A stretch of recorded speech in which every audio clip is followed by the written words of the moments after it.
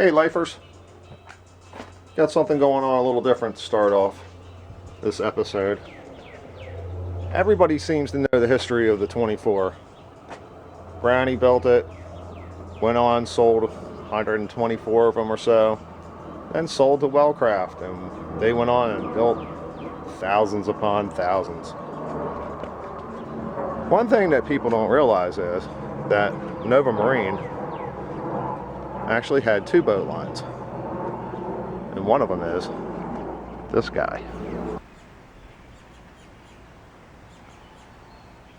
As you can see, it has an Allman insignia on the side. They didn't sell their second boat to Wellcraft, they sold it to John Allman, who ended up eventually, after 41 versions of this, they decided to take the top off and turn it into a center console, and they call it the Fisherman. It's the same hull, just without the top deck. The best thing about it is, for us, is this is hull number 1941 for John Allman, which is actually the last time they ever put a deck on a boat. And then from this point on, they're all open center console Fishermen.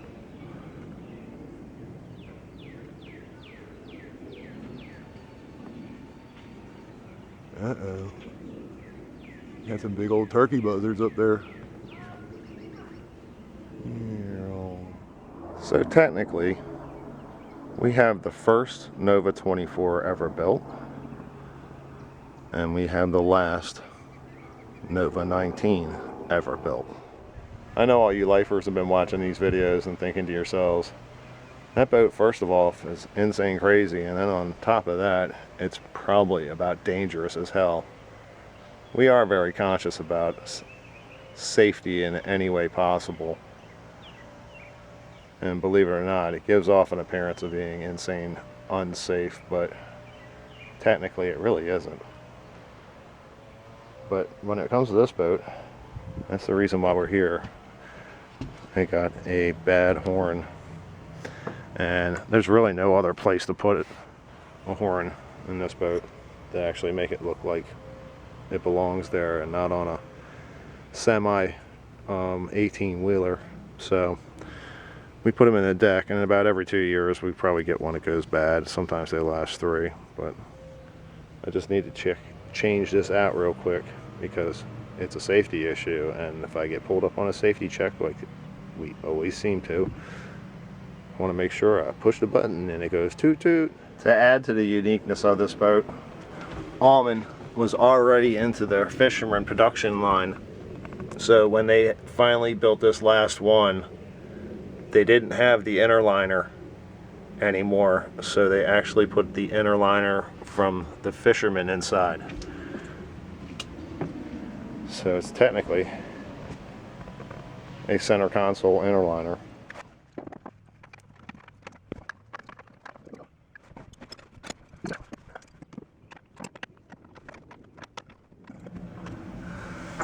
Funny story is, this thing here was my first internet purchase ever.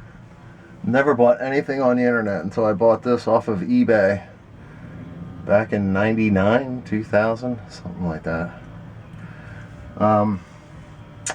But come to find out, they pretty much built total between Nova Marine and Allman less than 100 of these. We know of probably about 10 to 12 of them that still exist, and out of those 10 to 12, this one is the only one that's ready to be dropped in the water at a moment's notice. So it's a sad fate for such a great boat, because I'm telling you, there's nothing in the bay that has ever been thrown at me that I've felt even the slightest insecurity, and not even thinking about like grabbing a life preserver. And I've been through some stuff where sadly people have died less than half a mile away, and we went through the same storm. It came over them and then went over us, and tunneled a couple waves. Now that's fun, watching a wave come right up the deck. Woo! Hey. But Never felt unsafe. Just mad we got wet until we got home, and then we were really sad that we actually were mad we got wet. And people actually didn't live to tell about the whole story.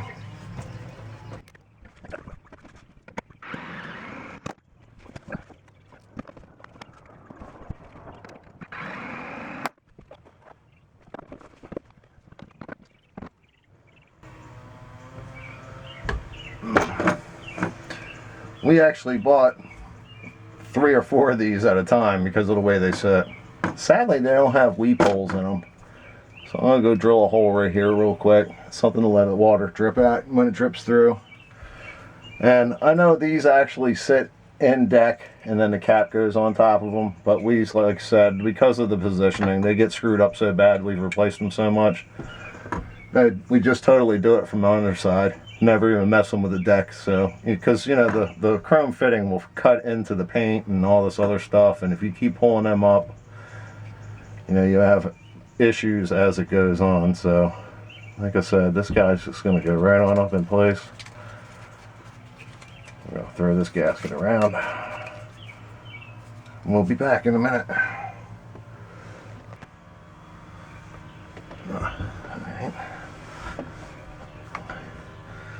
So we drilled our weep hole in the bottom.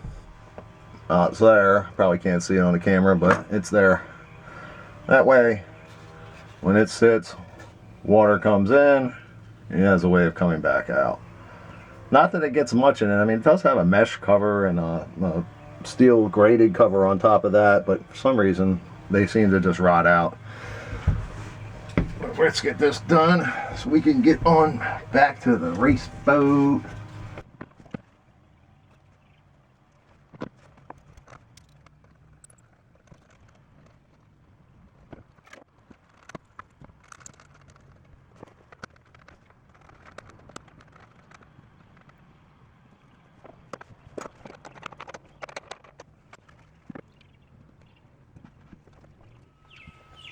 Well, let's just say that took a lot longer than it should have, but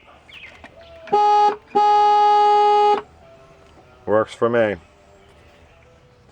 Another thing to add to the uniqueness of this boat too is the fact that it's got a late model Volvo 270, which has a Volvo 280T transom shield, so it has full trim. And it also has Volvo 250 1.36 to 1 gears in it. Then the case was also Frenched down to give it a better profile going through the water. So that one alone is a little unique. And this here is my rolled and stroked Mark IV 496. And I can say honestly, this has to be one of my greatest creations. Did a lot of research, did a lot of time. You can find the full build sheet on supernova19.com. It's a beauty. It's nothing extreme. Probably build it yourself for 1,500 bucks. But she's a beast, man. A never die beast. But just like the 24, it has the dreaded MSD system in it. So, back to the tape once again. And I'll tell you a funny story real quick about the 19 and how it is basically the reason all of this started. I bought this boat, as I said before, it was my first internet purchase ever.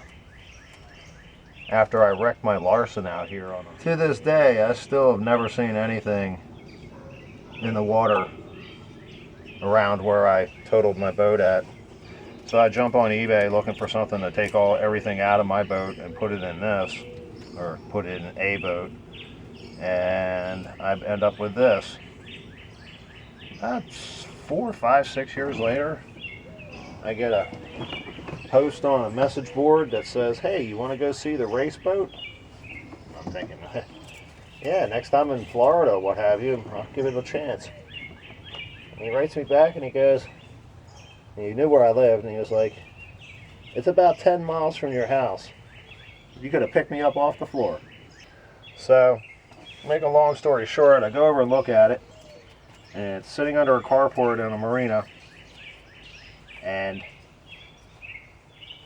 I don't have the money to do anything or the space to do anything with it, so I took a bunch of pictures, posted it up online, was hoping somebody would come by and rescue it from its purgatory. I mean, it was being kept nice, don't get me wrong. I mean, it was under a carport, it was dry, it was stripped, there was nothing in it, no hull, just a bare hull. But, you know, it wasn't like sitting out in the yard like the trailer was. The trailer was actually in the yard, so that was bad news. And, long story short, I guess, for a second time here, a couple years later, I ended up buying it. I just couldn't leave it sit no longer. That, and I was looking for a project, and what it came down to is I had another project to do, and I kept thinking, I'm going to go buy the race boat, and if they don't want to sell the race boat, then I'm going to stop doing these projects, and damn if they didn't sell it to me. So, the story goes, if I didn't have the 19, I wouldn't be looking for information on it. If I wasn't looking for information on the 19, I wouldn't have the 24. And they probably would still be sitting over there in that carport, 10 miles away, looking for life.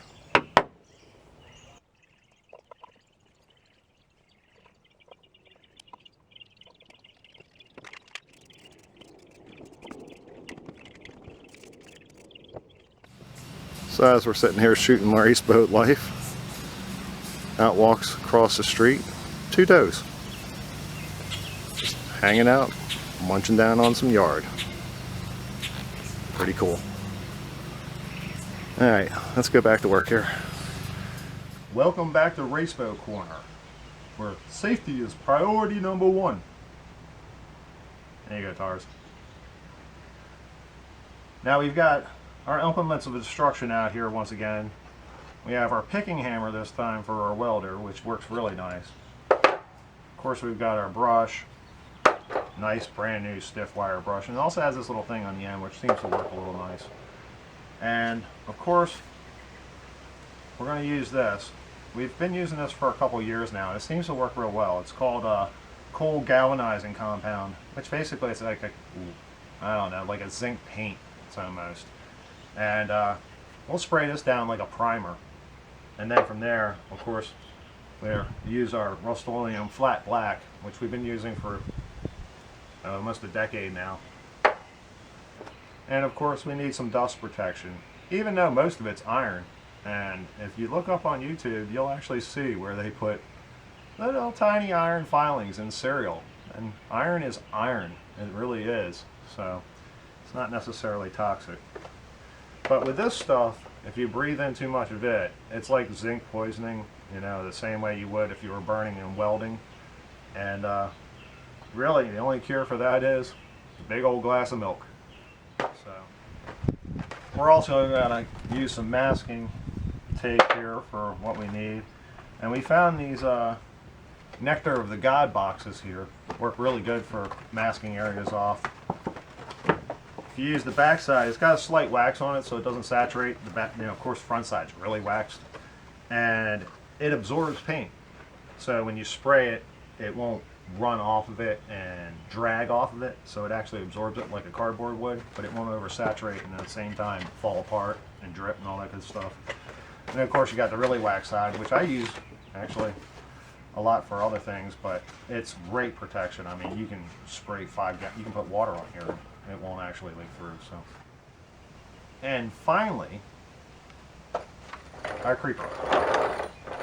And what is out of shot right now is we actually have our big fan that we recovered from that house we spoke about in episode 1, 2, whatever it may have been. It was actually one of the perks that came out of the house. Yeah, it won't do much for sound quality, but it may keep my quality of life a little better.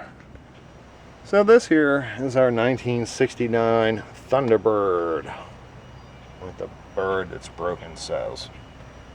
And every year we go through this same stuff. Here, let's show you. Like here. This is actually a steel trailer. And about 30 years ago, maybe even longer than that, the whole thing was sandblasted.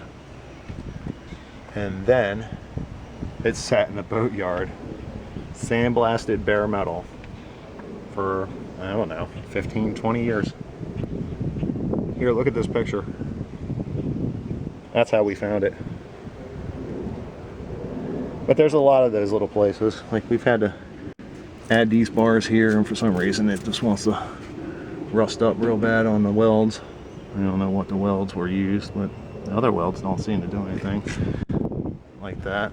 We also replaced this beam. That had to came in on a train trailer, and we had to pick it up in a train yard down in the city. It's 24 feet long when we got it, so they're like 12-foot sections. We had to cut it down, and then we took it and had it dipped and galvanized. I almost wish we would have had the whole trailer galvanized, but I don't think their facility was big enough to do that. So we got a lot of work to do, and it's just dirty, crappy work too. But it's what's been under the boat for 50 some years now. It's actually 50 years old, and it's amazing, as I said. I mean, for being bare metal, I mean, it's all solid. There's just some pieces that were not, like the ones underneath of the trailer there, that I believe were added on for height, and they were only C-channel. There's that big box beam I've got down there now. It was only C-channel, in which case, you know, C-channel, that's the way they made Model T Fords, and if you don't box them frames, they roll up and curl up on you. So we just replaced it with a big ass beam, but every year we have to go through this. But even with all the stuff we knock off, there's still more. I don't know what's up with that. Even this guy here, we went ahead and we put two, I don't know if you're going to be able to see in there, but there's actually two smaller galvanized boxes inside of this actual tongue beam, because we were a little worried about it with all these pieces and everything on it. So we've actually mechanically fastened it with these bolts through, which actually bolts this whole tongue piece on that we created. And I'm not a welder, but yeah, I did that myself. And from there, it's been bolted down there along with the tire hanger bolts through bolts. So if it comes apart, it's going to come apart like spaghetti. But as I said, these two box beams are actually welded end to end on both sides, so it's like a figure eight inside of this beam here now. But again, I'm rambling. There's just so much to do about it. So much that's been done to this trailer. It's amazing. I mean, even these torsion axles, because that's what was on it originally. They look like something off of a battle tank when they were originally on it, but now they're just these box beams, and it's been about 5 years and they're looking a little crusty all by themselves. So, and I just noticed that I have a tire crack with the tire. Son of a bitch. These tires aren't old enough to be cracked. Unreal. Well, they all appear to be cracked. It looks like Race Boat's in the market for new tires. Race Boat, new tires. That's an oxymoron.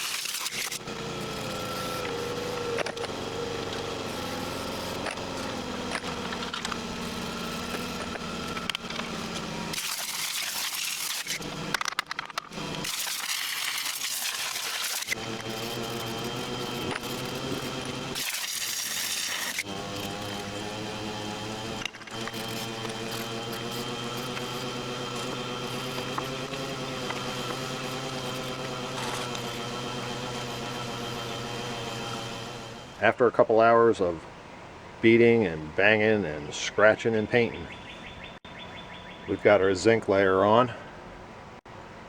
We are getting a little concerned about the old girl though. And we left quite a bit on the ground once again. This ain't the first time, like I said.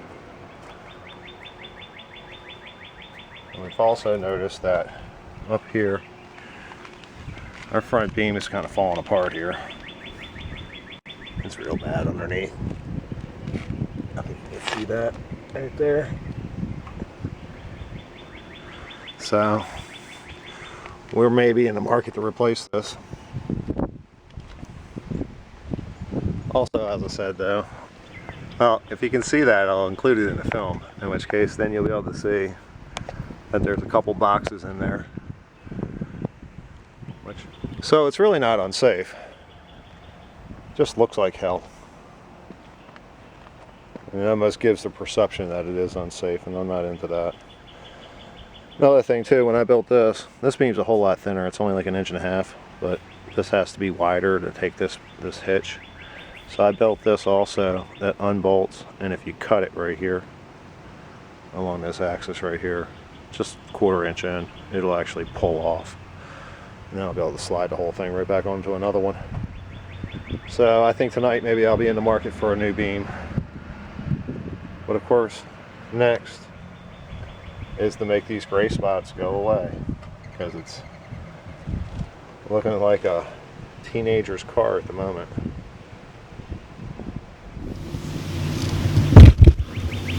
You know what's funny? I went down to the boat ramp earlier, and the reason we didn't take the 19 out was because I had 4-foot rollers at the boat ramp and no water because it's all blown on the other side of the bay.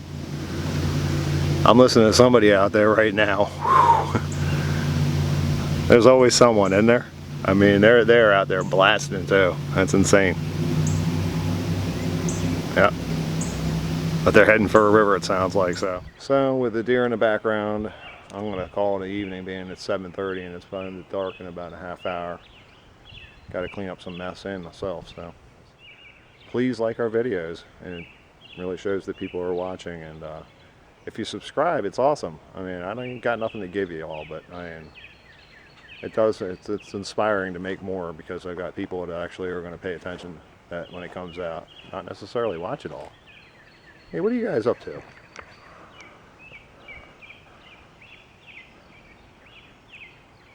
I see ya.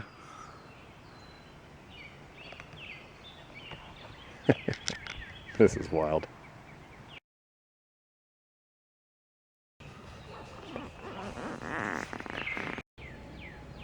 They're not dead yet. Go away. They're not dead yet. Right there, you are looking at a late model. We're getting there. We're getting there. Stupid tape.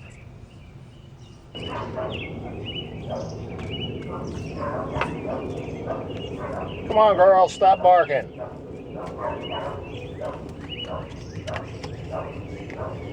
Some gold. Oh, something in my shorts. We have our normal implements of destruction out. Once again, we've got our picking hammer. Oh, we're not doing anything right here. Let's do this again.